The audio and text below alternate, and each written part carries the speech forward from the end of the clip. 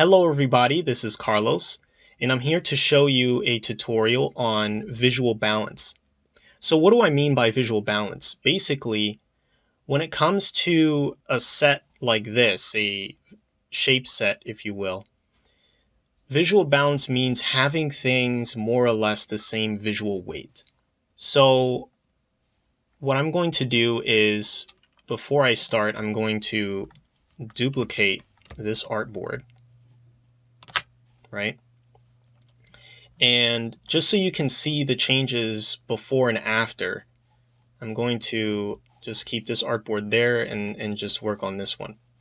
So you might think that visual balance has all to do with alignment.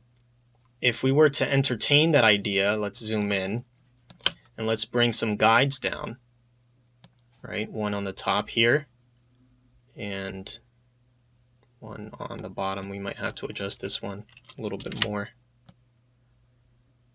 There you go. So these shapes are more or less on those lines, on those guidelines. Maybe this one needs to be a little bit down, maybe a little bit up here so that they're touching. Right? So we can zoom out, turn off our guides, and you know what? They kind of more or less seem like they're visually balanced. Except they're not fully visually balanced, because this needs a little bit more work. So what we're going to do to make those finer adjustments is we're going to come up to here on Window, select a new window. We're going to undock this tab and resize it. And we're going to set this to 16.67 is a relatively good size to work at for what we're doing. I might have to resize this again.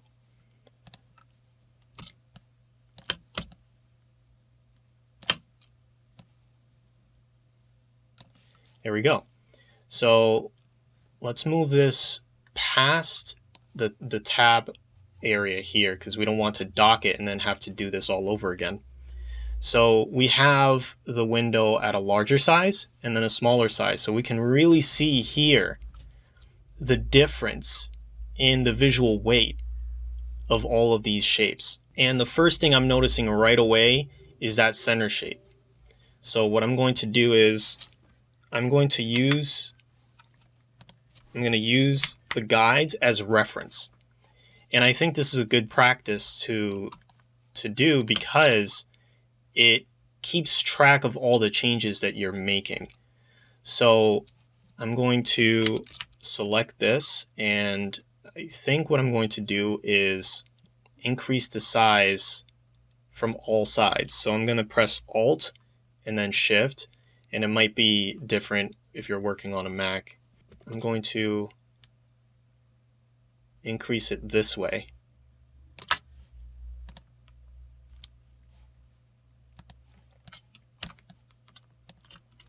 Turn off the guides. And already you can see, even here,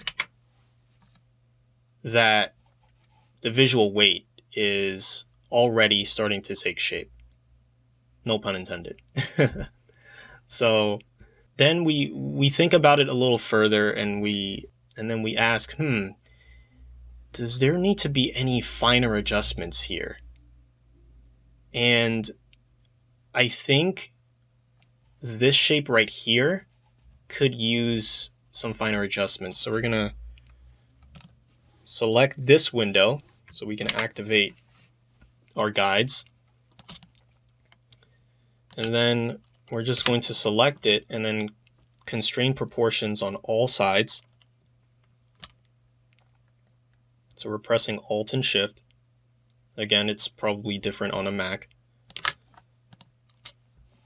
And then you can really see that they're starting to work together.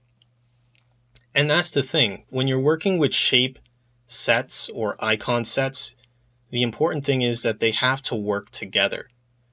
So you can't just make changes to one shape in isolation. You have to see them all together in a set.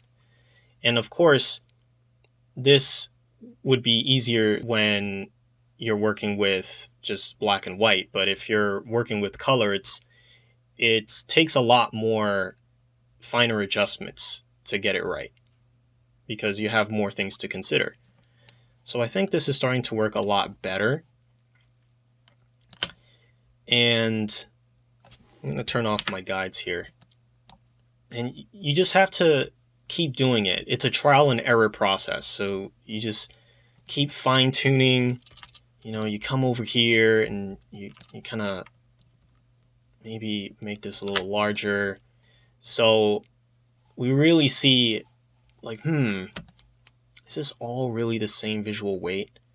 And another thing is, just because they're not the same height from top to bottom doesn't mean that they're the same weight.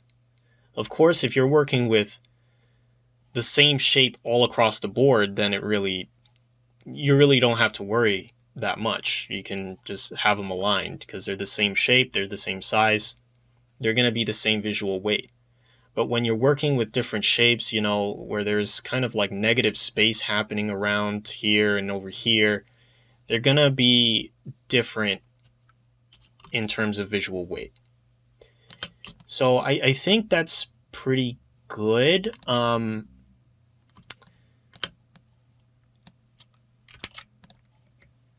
wonder.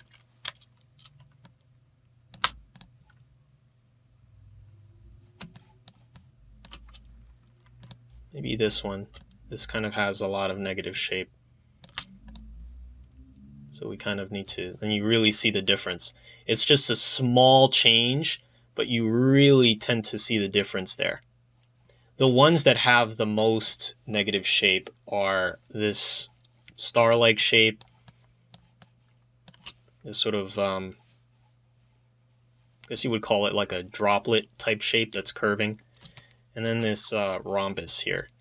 So that's kind of the main ones. Of course, you want to look at all of them, but I think that's pretty good.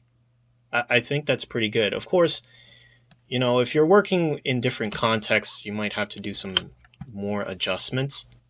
I mean, another option is you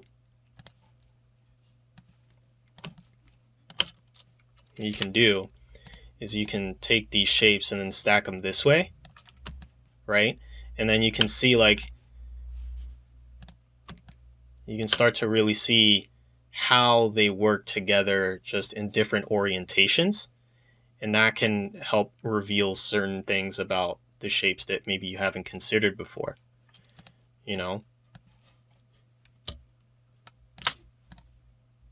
And of course, having them equally spaced is good too.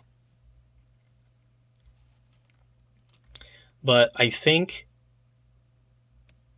they look great. I think they're more or less the same visual weight. I don't think we'd need to do really anything else to them.